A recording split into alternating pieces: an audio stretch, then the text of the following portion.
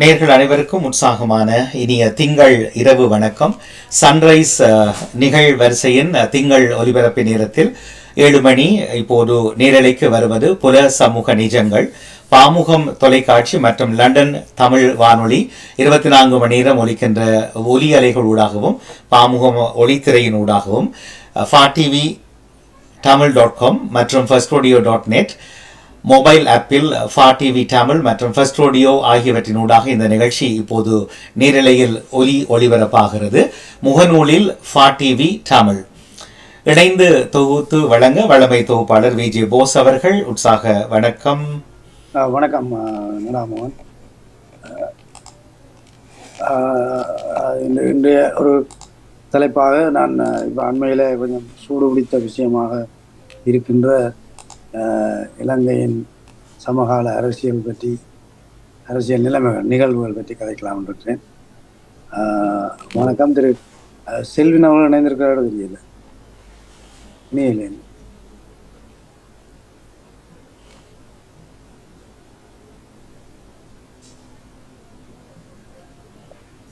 செல்வின் இருக்கிறீங்களா?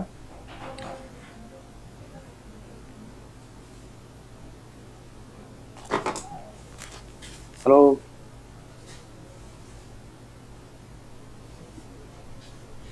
நீங்கள் அறிமுகத்தோடு சில விவரங்களை சொல்லிக் கொண்டிருங்கள். அவர் குரல் கந்தால் தொடர்வோம். காரணம் நேரலைக்கு சென்று விட்டோம். அப்படி என்றால், அதாவது இப்போ அண்மை காலத்தில் மிக பேசுபொருளாக இருந்த விடயம் இலங்கையின் முன்னாள் ஜனாதிபதி திரு ரணில் விக்ரமசிங்கே அவர்களுடைய கைது நடவடிக்கை. அது முதல் தடவையாக ஒரு முன்னாள் ஜனாதிபதி அவர்கள் கைது செய்யப்பட்டு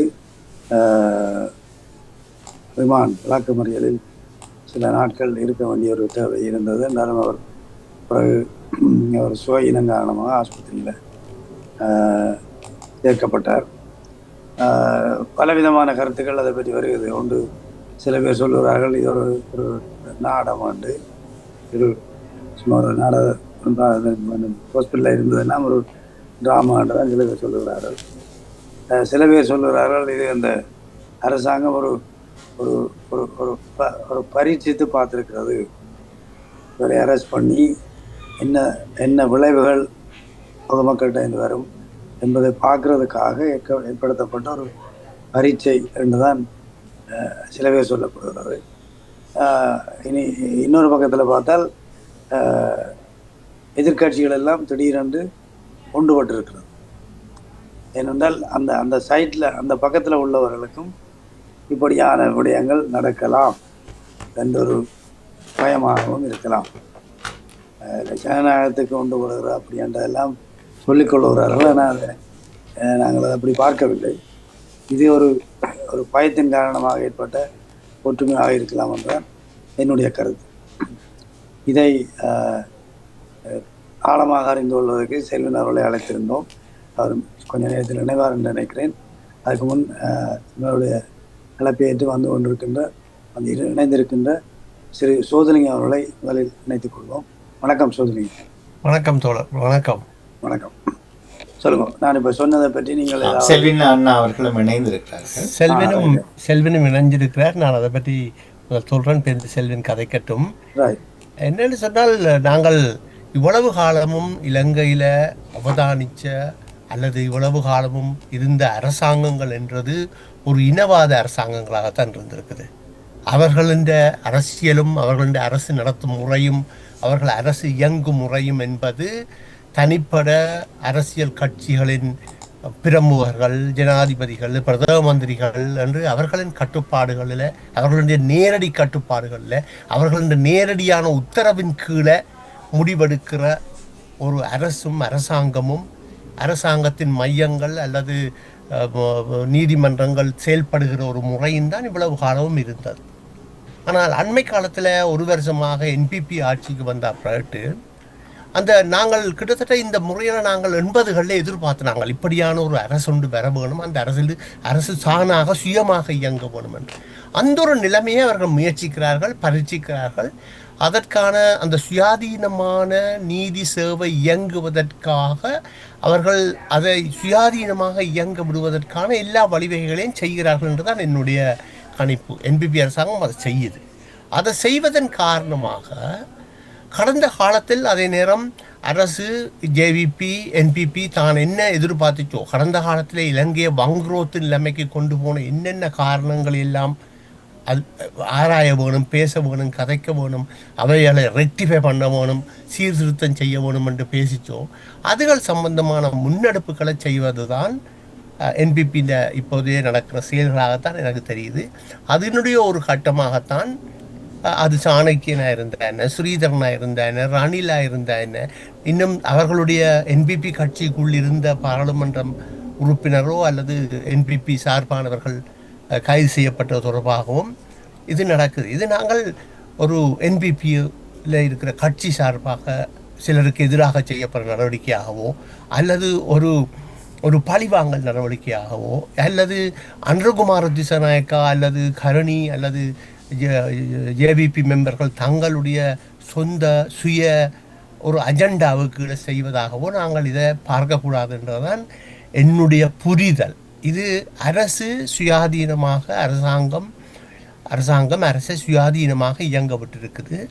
அந்த சுயாதீனமான இயக்கத்தின் கீழ்தான் இந்த கைதும் இந்த விசாரணையும் நடக்குது. இது கணக்க தொடரும் என்று நம்புகிறேன் நான். ஏனென்றால் இன்னும் பல பேர்கிட்ட பல தமிழர்கள் மீதும் இது பாயும், ஒரு சிங்கள கட்சிகள் மீது இது பாயும் என்ற பாய வேண்டிய தேவை இருக்குது. நாட்டை வங்குரோத்து பண்ணின நாட்டின் திறசேரிய வலிச்சு கொண்டு போன பலர் இருக்கிறோம். அந்த பலருடைய விசாரணைகள் செய்யப்பட வேண்டிய விஷயம் கட்டாயம். என்னென்னு சொன்னால் அது நாட்டுக்கு செய்யப்பட்ட பெரிய துரோகம், தவறு, அது நாட்டை வங்குரோத்துக்கு கொண்டு போன நிலைமைகள் எல்லாம் இருக்குது. அதுகளெல்லாம் அது கருத்தில் கொண்டு அந்த விசாரணைகள் செய்யப்பட வேண்டும். ஆனால் அதே நேரத்தில் இவர்கள் ஒன்று கூடுவது அல்லது எதிர்க்கட்சிகள் என்பிபிக்கு எதிராக அன்றாவுக்கு எதிராக ஒன்று கூடுவது என்பது கூட இங்கே தவறுகளை மறைக்கத்தான் இவர்கள் ஒன்று கூடுகிறார்கள் என்றுதான் என்னுடைய கருத்து. ரணில் விக்ரமசிங்க செய்த தவறு சம்பந்தமாக விசாரணை ஒன்றுக்கு கூடப்பட்டிருந்தால் அவருக்காக ஆதரவளிக்கிறது எதுக்கு? அவர் செய்த தவறை விசாரணை செய்தால் அது சுயாதீனமாக அந்த நீதி நிர்வாக சேவை விசாரணை செய்ய வேண்டும், அதை அனுமதிக்க வேண்டும்.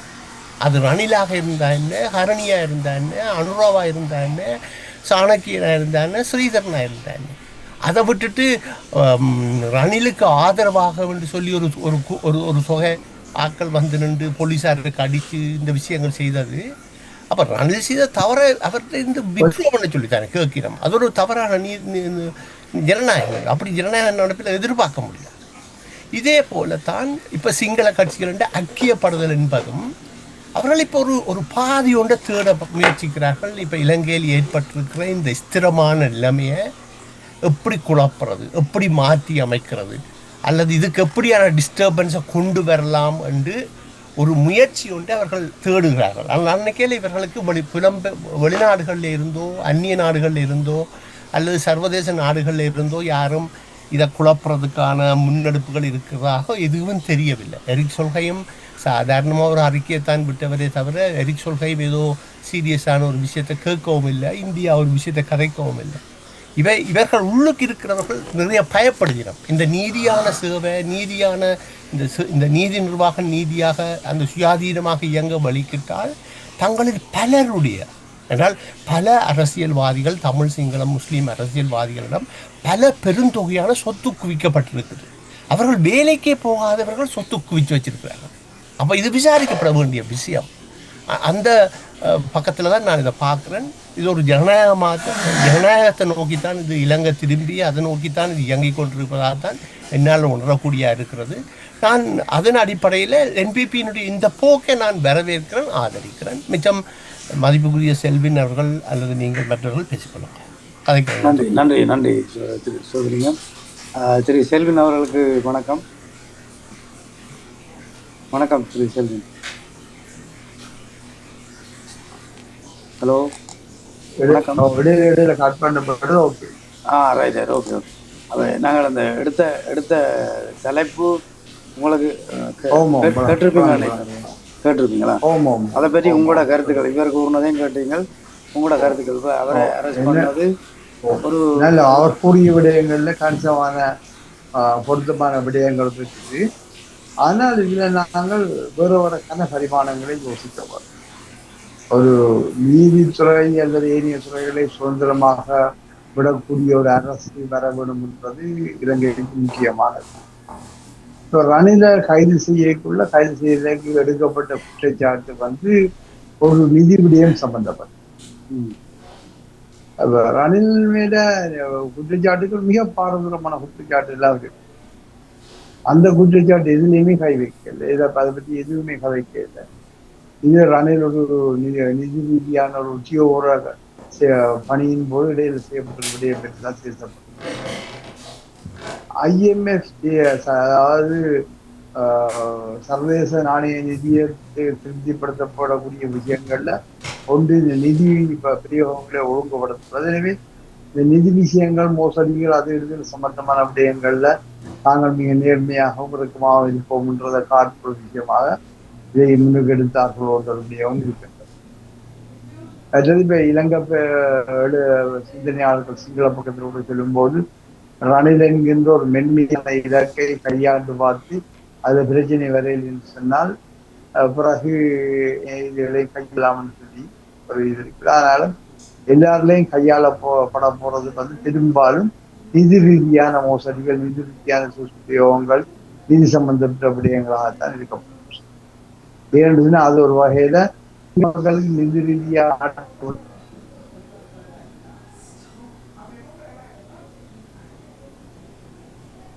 போனவர்கள் குற்றஞ்சாட்டினால் மக்களுக்கு இவங்கெல்லாம் காரணம் சொன்னால் அவருடைய எதிர்கால அரசியல் இருப்பையும் இல்லாமல் செய்கின்ற விடயமாக இருக்கு. எனவே அந்த நோக்கம் அங்கு ஒரு தெளிவான பாதையில் தான் மூடிக்கொண்டிருக்கிறது. ஆனாலும் இப்ப ரணிலை கைது செய்த உடனே எல்லா எதிர்கட்சிகளும் ஒன்றா செய்தது என்றது அது இந்த பத்திரிகையை போட்டிருக்காங்கன்னு எல்லா கல்லர்களும் ஒன்றா செய்திருக்காங்க.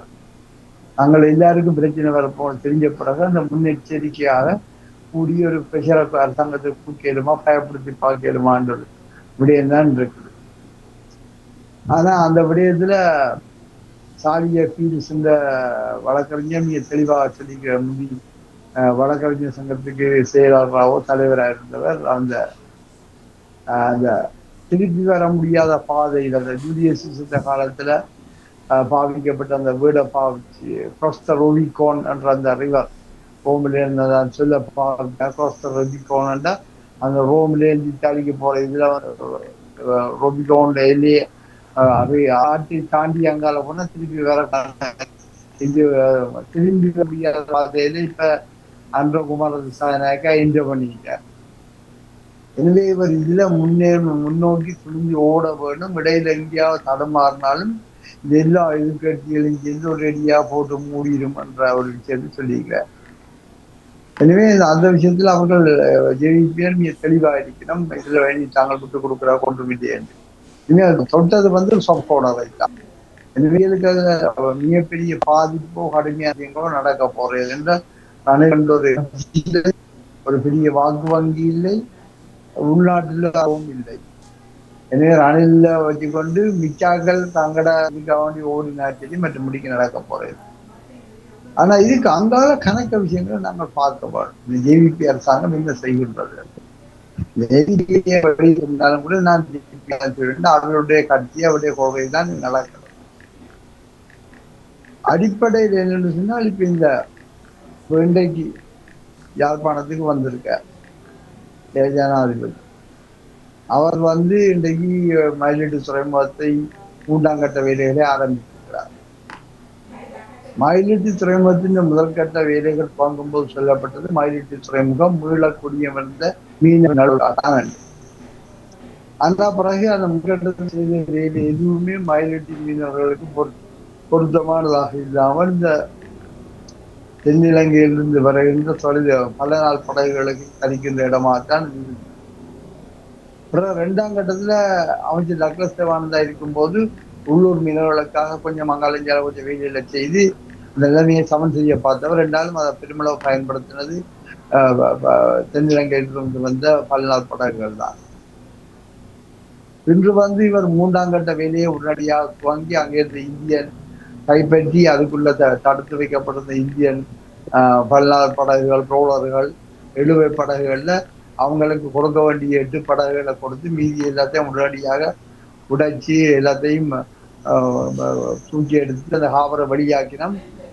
என்னத்துக்குன்னா அந்த ஹாபரை 3ஆம் கட்ட வேலைக்கு செய்யறது.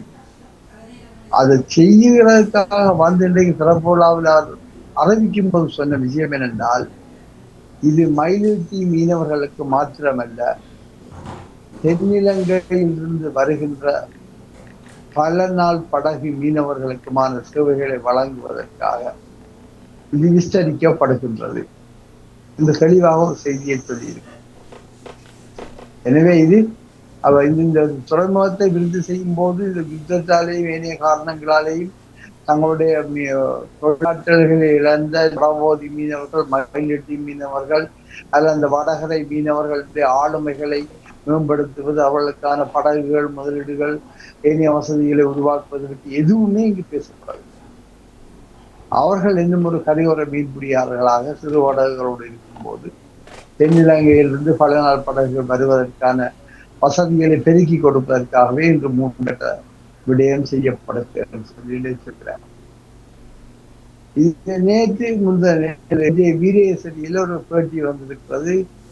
பிமல் ரத்நாயக்கா அதில் கட்சி செயலாளர் சொல்லுகிறார். தன்னுடைய பேட்டியை சொல்லிக் கொண்டு போய் கூட்டத்தில் காங்கிரஸ் துறைமுகம் பற்றி ஒரு கேள்வி வருகிறது. அவர் அதுக்கு சொல்றேன்னா, காங்கிரஸ் துறைமுகம் எந்த விதத்திலும் வர்த்தக ரீதியாக லாபங்களை தரக்கூடியதா அல்ல. எனவே காங்கிரஸ் துறைமுகத்தின் அபிவிருத்தியை நாங்கள் கிடப்பில் போடுகின்றோம், போடப்பட்டு விட்டது என்று காங்கிரஸ் துறைமுகம் அபிவிருத்தி செய்யப்படாது என்ற செய்தியை தெளிவாக சொல்லியிருக்கிறார். அப்பொழுது மில்லியன் உங்களுக்கு இந்தியா காசு வந்திருக்காதுன்னு சொல்லி இந்தியாவை திருத்தி தந்தாலும் கூட நாங்கள் அதனை பராமரிப்பது எங்களுக்கு சிரமம், லாபம் இல்லாமல், எனவே நாங்கள் செய்ய மாட்டோம். சரி, அதை விட பலாலி துறைமுகம் பற்றி கடந்த வாரம் கைத்தொழில் அமைச்சர் பேசும்போது பலாலி துறைமுகத்தை சர்வதேச விமான நிலையம் பலாலி விமான நிலையத்தை சர்வதேச விமான நிலையம் ஆக்குவதற்கு முந்தைய அரசாங்கம் சரியான முடிவெடுக்கையில் நாங்கள் இப்பொழுது அந்த விமான நிலையத்தினுடைய வர்த்தக ரீதியான லாப சாத்தியப்பாட்டு அறிக்கைகளை தயாரிக்க துவங்கி இருக்கிறோம். அந்த அறிக்கை கிடைத்தவில்லை தான் மீதி வேலைகளை தீர்மானிப்போம். எனவே இந்த அறிக்கை எழுத போவது அவர்கள் தான். அவர்கள் பயணிகளுக்கு கட்டுப்பாடு விதித்து, சாமான்களுக்கு கட்டுப்பாடு விதித்து செய்து சாத்தியமற்றது என்று சொல்லி முடிப்பார்கள். தெளிவாக சொல்லப்பட்டாயிற்று. அப்ப ஏற்கனவே மன்னார் ராமேஸ்வரம் நெடுஞ்ச பாலம் நாங்கள் செய்ய ஒப்பட மாட்டோம்.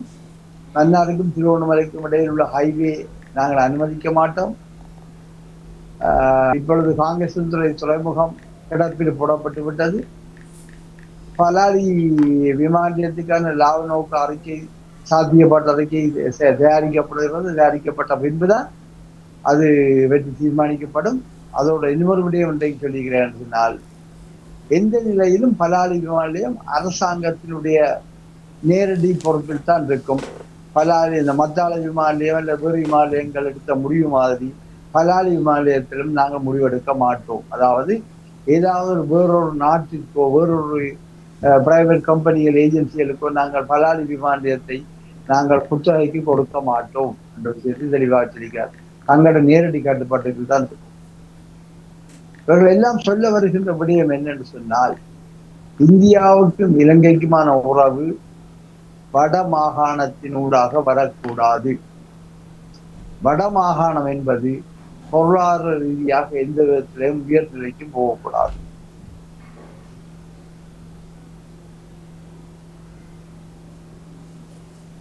ஒரு தங்கி வாழ்கின்ற சார்ந்து வாழ்கின்ற ஒரு என்பது இந்திய வடமாநிலத்துக்கு கூட வரக்கூடாதுன்னு சொல்லியிருக்கிறார். இன்றைய கனெக்டிவிட்டி என்ற சொல்ல இந்த மயிலிட்டியில பாவிச்சிருக்கிறார். நாங்கள் தென்னிலங்கையின் மாவட்டங்களுக்கும் மயிலிட்டிக்கும் இடையில ஒரு கனெக்டிவிட்டியை செய்ய போகின்றோம். நாங்கள் இது கூட கணக்க விஷயங்களை புரிந்து கொள்ள வேண்டியது. அதே வேளையில் சமகாலத்தில் அண்மையில் திரும்பி சில்லா கம்யூனிஸ்ட் ஜேவிபி செயலாளர் அவர்களும் அவற்றை குழுவும் சைனாவுக்கு போயிருக்கு. சைனாவுக்கு போனால் சைனாவுடைய உயர்மட்ட கம்யூனிஸ்ட் கட்சி தலைவர்கள் அவர்கள் எல்லாம் சந்திச்சிருக்குது.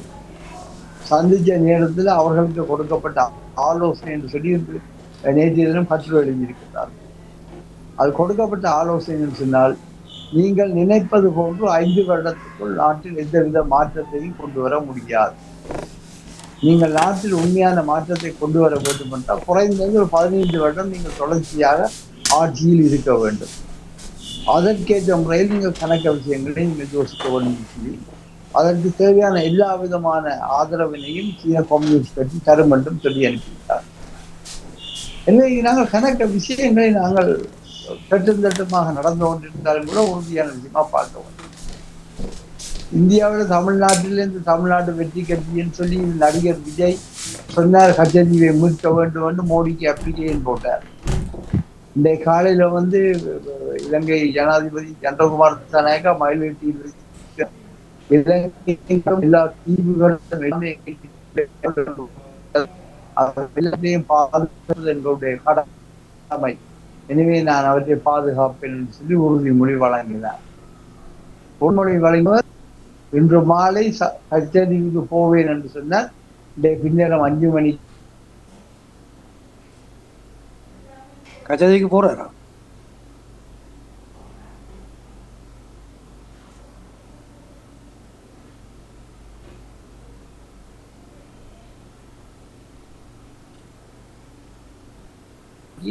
நேவியினுடைய ஸ்பெஷல் ஃபீட்போர்ட் முதலாவது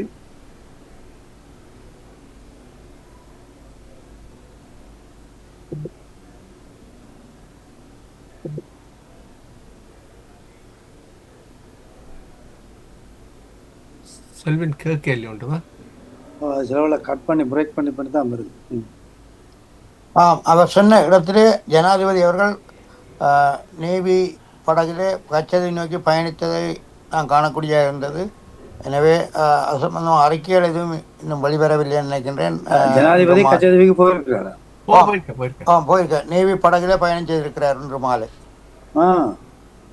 எனவே செல்வன் அவர்கள் இணைவதற்கு முன் அந்த இடைவெளியை நிரப்பும் மூலமாக இந்த அரசின் நகர்வுகளில் எது சாதகமோ அதை நாம் எப்படி சாதகமான விஷயங்களை கையோங்க வைக்கும் பொறிமுறைகளில் தமிழர் தரப்பு வடக்கு கிழக்கு மக்கள் முன்வரப்படும். எதிர்ப்பு அரசியல் பேசி கட்சிகளுடன் மோதிக்கொண்டிருந்ததை ஒருபுறம் வைத்துவிட்டு இந்த நாட்டில் எஞ்சியிருக்கிற மக்களுடைய கல்வி பொருளாதாரத்தின் பணிகளில் கவனம் செலுத்த வேண்டும். அதே நேரத்தில் நீதித்துறை சம்பந்தமாக உதாரணமாக இப்போ இருக்கிற லோ சொசைட்டி அவர்கள் இந்த சட்டத்துறை சார்ந்த நகர்வுகளுக்கு ஒவ்வொரு பகுதியிலும் ஒரு காத்திரமான நகர்வுகளை மேற்கொண்டால் மட்டுமே நீதி நிலைநாட்டப்படும். அப்போ இலங்கையில் கடந்த 70 வருஷம் நடந்த இன அழிப்பாக இருக்கலாம், அல்லது மனித உரிமை மீறலாக இருக்கலாம், அல்லது கல்வி பொருளாதாரம் சார்ந்த திட்டங்களாக இருக்கலாம், இது அனைத்துக்கும் நீதித்துறை ஒரு சரியான நகர்வதற்கு புலமும் நிலமும் இணைந்து பயணிக்க வேண்டும். யார் ஆட்சியாக இருந்தாலும் அந்த ஒரு ரோட் மேப் ஒன்று கிரியேட் பண்ணப்பட வேண்டும். எப்படி ஆளும் கட்சி ஆளும் அரசுடன் என்கேஜ் பண்ணி பயணிக்கும் ஒரு பொறுமுறை எங்களிடத்தில் இருக்க வேண்டும் யாராக இருந்தாலும். இந்த ஆட்சி ஒரு விடுதலை போராட்டத்தில் ஈடுபட்ட ஒரு இயக்கம் பதவியேற்றிருக்கிறது. அவர்கள் பாரிய சவால்களை சந்தித்து வருகின்ற வேளை இவர்களுடன் எப்படி நாம் தொடர்ந்து பயணிப்பது என்பதை சர்வதேசரியாக வடக்கு கிழக்கு வாழ் மக்கள் மலைய மக்கள் சிந்திக்க வேண்டிய தேவை இருக்கு. ஆனால் எஞ்சி இருக்கிற மக்களை ஒரு பலம் பொருந்திய சமூகமாக கல்வியிலும் பொருளாதாரத்தையும் கொண்டு வருவதற்கான குறுக்குறதுக்கு மன்னிக்கணும். நீங்க சொல்ற கருத்துக்கு ஒரு கிட்டத்தட்ட முரணாத்தான் இவ்வளவு நேரமும் செல்வன் சொன்னவர். என்னன்னு சொன்னால், மயிலட்டி துறைமுகம் முக்கியமாக அந்த மயிலட்டி சுத்தவர உள்ள மீனவர்களை வாழ மேம்படுத்துகிற விஷயமாகத்தான் அந்த துறைமுகத்தை அபிவிருத்தி என்று எல்லாராலும் கதைக்கப்பட்டது. இப்போ அவர் அதில் தென்னிலங்கை மீனவர்களுக்கு அங்கே எத்தனையோ துறைமுகம் இருக்குது மீன் பிடிக்கிறதுக்கு, சரியா? அவர்களும் மயிலட்டியில் பிடிக்கிறதுக்கு தான் ஏற்பாடுகளை செய்வேன் என்று சொல்கிறார். அது ஒன்று. காங்கேசந்துறை கிடப்பில் போடப்படுது. நீங்கள் சொல்கிற மாதிரி அவையோட நாங்கள் ஒத்து பயணிக்கிற ஒரு ரோட் மேப்பை போடணும்னா இன்னும் ஒத்து பயணிக்கிறது இப்படி செய்ய. இதில் என்ன சொல்கிறேன் என்றால், இப்போ ஒவ்வொரு இடத்திலும் மீனவ சமூகத்துக்கான சங்கங்களும் தொழிற்சங்கங்களும் இருக்கின்றன. அவர்களுடைய கொள்கைகளும் பலப்படுத்தப்பட வேண்டும். சரியா, நீங்க சொல்லுங்க. ஓம் இணைஞ்சிட்டீங்களா? ஓம். ஹலோ செல்வன்.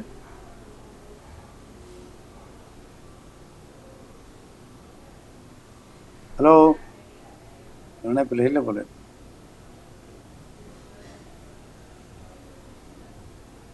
இதிலே குறிப்பாக இந்த அரசியல் கட்சிகளும் அவர்களும் இந்த தொழிற்சங்கங்களின் பலங்களை பலப்படுத்த வேணும் ஒவ்வொரு மாவட்ட ரீதியாக. அப்பொழுதுதான் அந்தந்த மாவட்டத்தில் இருக்கும் ஒவ்வொரு தொழில் சார்ந்தவர்களுக்கான சங்கங்கள் அங்கிருப்பவர்களின் வேலை வாய்ப்புகளையும் அவர்களுக்கான எதிர்கால நலன் சார்ந்த பணிகளில் அரசுடன் ஒரு சரியான திட்டமிடலை முன்னெடுக்க வேண்டும். அது அரசு எதை கொண்டு சிவா, அது என்னென்றால் பலப்படுத்துறது யூனியன் எல்லாம் அதெல்லாம் இருக்குது, இல்லையான்னு இல்லை, யூனியன் எல்லாம் இருக்குது.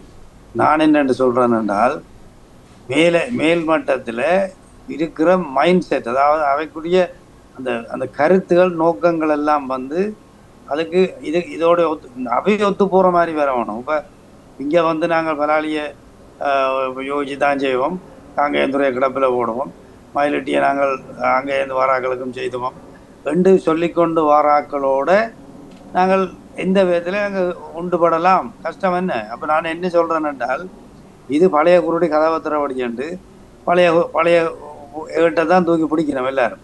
அப்போ செல்வன் வடிவா சொன்னார் என்னென்னால், இந்தியா கூட இந்த வடமாகாணத்துக்கூடாக இந்தியா வரக்கூடாது என்ற பிரச்சனை அவைக்கு இருக்குது.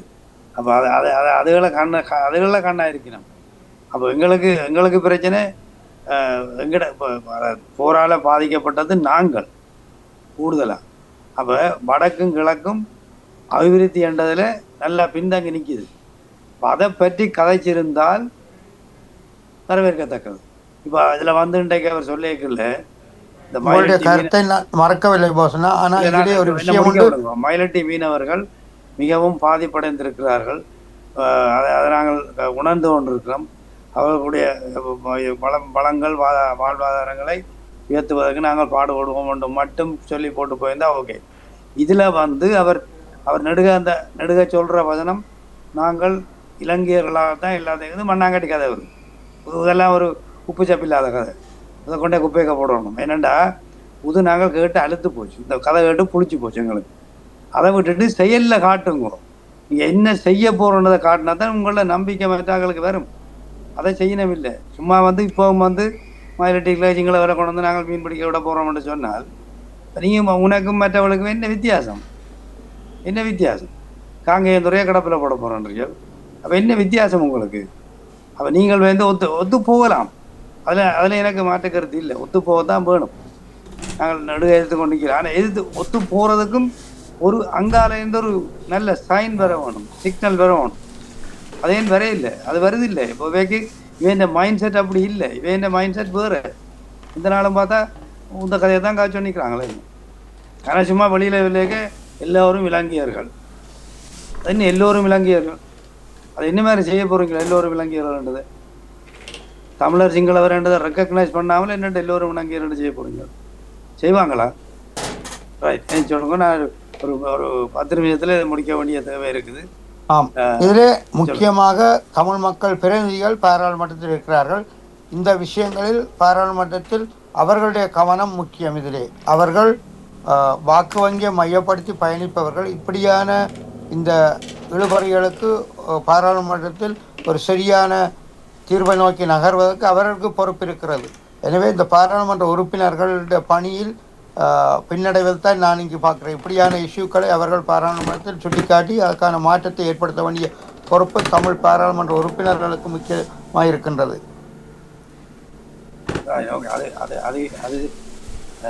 செல்வன் வந்திருக்கிறார் திருப்பி.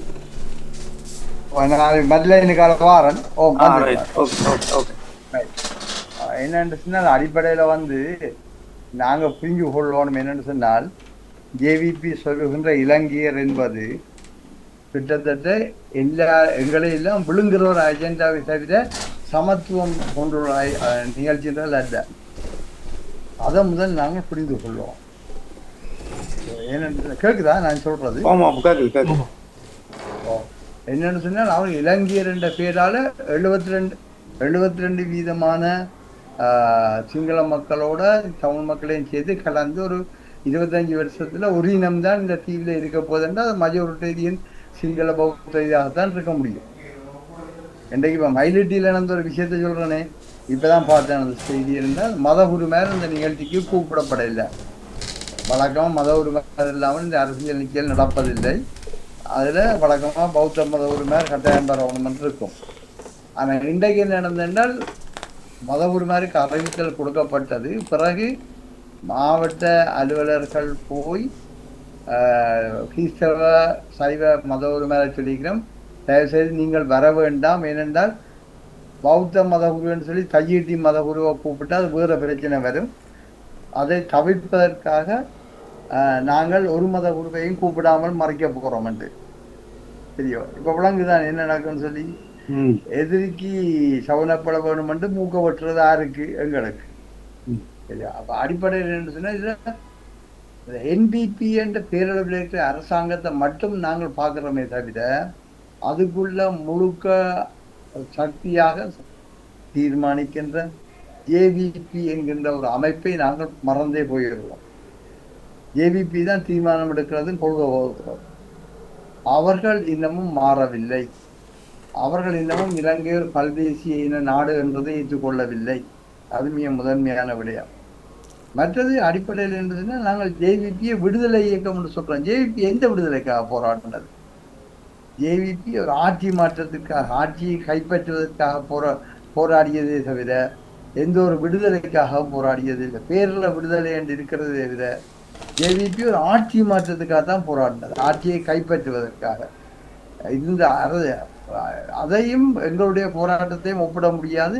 அவர்கள் விடுதலை என்னென்று முழுமையாக விளங்கி இருக்கின்றார்கள். அவர்கள் ஆட்சியை கைப்பற்றுவதற்காக அவர்கள் செய்த அநியாயங்களும் அட்டுழியங்களும் வேறு. அண்மை காலத்தில் ஒரு எழுத்தாளர், சிங்கள எழுத்தாளர் எழுதியிருந்தார், இந்த யுஎன்பி எஸ்எல்ஏபி மற்ற கட்சிகள் அவையில் இந்த யுத்தங்களை நடத்தினது தான். ஆனால் உண்மையில இந்த கட்சிகள் யுத்தத்தை சண்டை பிடிக்கல. அவையில் இராணுவத்தை கொண்டு யுத்தத்தை நடத்தினவே அடுத்த முறை ஆட்சி வரைக்கும் கொள்கையை மாறி போவிடும். ஆனால் ஜேவிபி தானே இராணுவமா நின்று சண்டை பிடிச்சார். 25,000 பேரை இராணுவத்துக்கு ஆட்சியத்தை கொடுத்து சண்டை நடத்தினது. எனவே அதை நாங்கள் புரிந்து கொள்ளணும். அப்போ ஜேவிபி எங்களுக்கு செம்மணிக்கோ இல்லை வேறு யுத்த குற்றங்களுக்கோ நியாயம் தரும் என்று சொன்னால் எது தரும் கேள்வி இருக்கிறது. இப்போ ஈஸ்டர் தாக்குதலில் பிள்ளையான தோண்டி கொண்டு போய் ரவீந்திரநாத் கிழக்கு மாநிலத்தின் ஓவியத்தினுடைய மறைவை பற்றி தேட வலிக்கிட்டு கொஞ்சம் கொஞ்சமாக விரிஞ்சு கொண்டு போய் நடக்கின்ற இப்போ கடைசியில் கடற்படை தளபதிகள், இராணுவ தளபதிகள் பேர்கள் வரைக்கும் சங்கடப்பட்டு போய் நிற்கலாம். ஏன்னா இதை சிங்கள தேசியவாதம் ஏற்றுக்கொள்ளாது. ஒரு கட்டத்துக்கு மேலே சற்றானையும் இனிய பாரதியையும் பிள்ளையானையும் நீங்கள் குற்றஞ்சாட்டி என்னவும் செய்யலாம். அல்ல நிதி பிரச்சனைகள் காரணமாக சிங்கள தலைவர்களை ஏதாவது சொல்லி பிடிச்சி அடைக்கலாம் என்று அது உண்மையிலே ஏற்றுக்கொள்ளும். ஆனால் இந்த யுத்த குற்றங்கள் அல்லது இந்த இதுகள் என்று சொல்லி, எனவே ஜேவிபிக்கு ஒரு சங்கடமாக எல்லாமே ஒன்று இருக்குது. எதில் நியாயவாதியாக நடக்கிறது என்பதும் எதில் நியாயவாதி தன்னுடைய விஷயங்களில் வழங்கி போடுறதுலேயும் ஒரு சங்கட நிலைமை இருக்குது. எனவே இந்த நிலைமையில நாங்கள் விளையாடுறோம் என்றால் ஏவிபி ஒரு நல்ல நோக்க என்பிபி அரசாங்கம் நல்ல நோக்கத்தோடு வருவதாக இருந்தால் கூட அவர்கள் முதல்ல இலங்கையில் ஒரு அரசியல் பிரச்சனை இருக்கண்டு இதுவரை ஏற்றுக்கொள்ள. அரசியல் பிரச்சனை இருக்கண்டு ஏற்றுக்கொள்ளாதவர்கள் என்ன நடக்கும் என்று சொன்னால் அவர்கள் எப்படி இனப்பிரச்சனைக்கு தீர்வு காண்பார்கள் அல்லது நியாயமாக நடப்பார்கள் என்று நடக்காது. அப்போ அது இது மிக மோசமான அபத்தம்.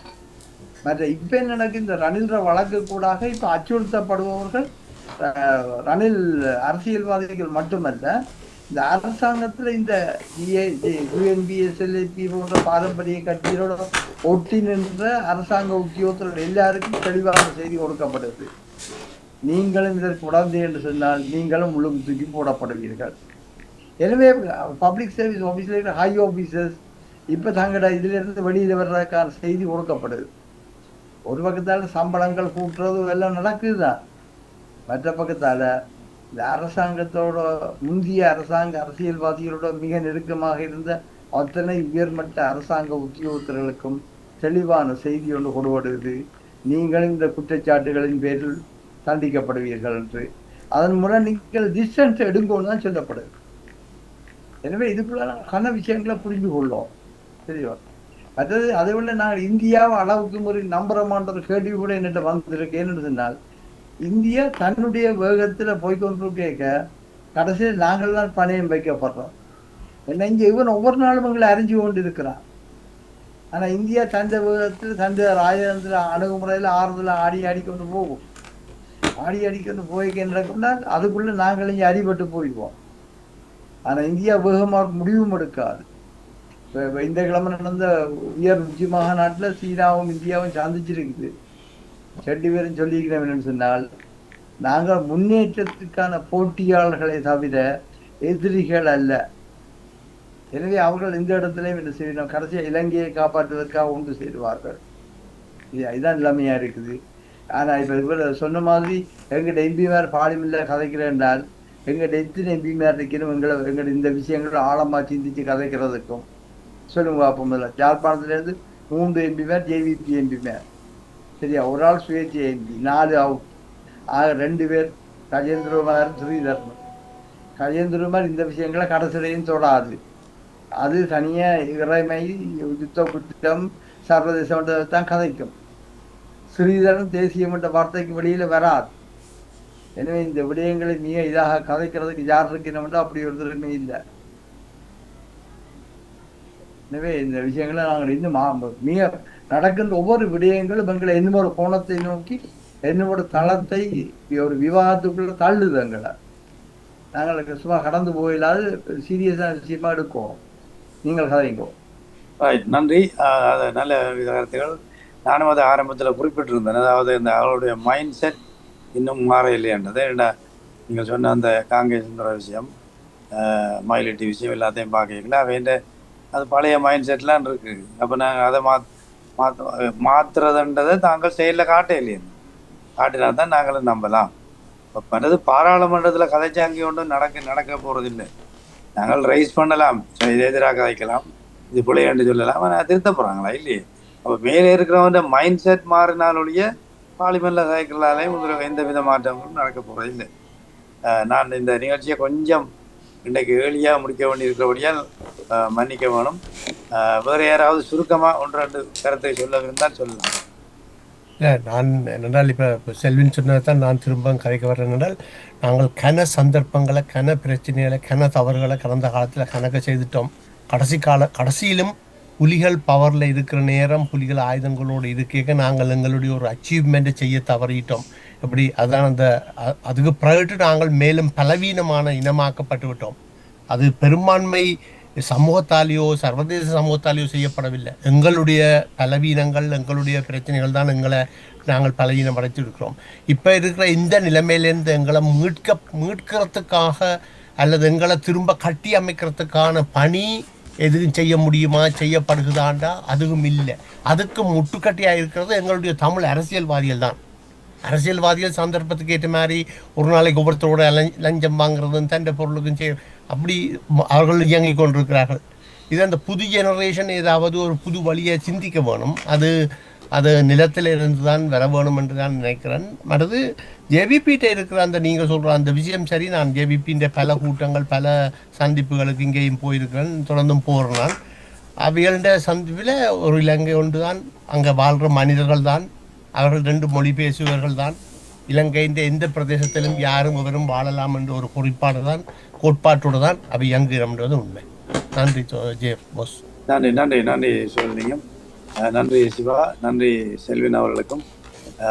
நாங்கள் இன்னொரு முறை இந்த தலைப்பை எடுத்து கொஞ்சம் ஆழமாக கதைக்கலாம்னு இருக்கு. உரிய அழைப்பில் நின்று கொண்ட திரு செல்வின் அவர்களுக்கும் நன்றி கூறிக்கொண்டு, மோகன் ஏதாவது கடைசியில் சொல்ல? இல்லை, கேட்டோம். சில விஷயங்கள் சிந்திக்கப்பட வேண்டியவை, தொடரப்பட வேண்டியவை. ஆனால் இது ஒரு நீங்கள் ஒரு தொடராக சில விடயங்களை எடுத்து பார்க்குற போது தான் அவற்றுக்கான விளைவுகளை பார்க்கலாம். இன்று ஒரு சொல்ல கேட்டோம், நாங்கள் விழிப்புணர்வு செய்கிறோம், ஃபாலோ அப் செய்வதில்லை என்று. இன்று ஐபிசியினுடைய இயக்குனர் நிராஜ் டேவிட் அவர்கள் ஒரு கருத்தை இன்று காட்டில் நாங்கள் எல்லா விழிப்புணர்வும் செய்கிறோம், அச்சாவாக செய்கிறோம், அப்படியே போட்டுருவோம், அடுத்த விழிப்புணர்வுக்கு வருகிறோம், எங்களுக்கு ஃபாலோ அப் இல்லை. இந்த நிகழ்ச்சியிலும் அதைத்தான் நான் கேட்கிறேன். அன்போடு தொடருங்கள். நன்றி.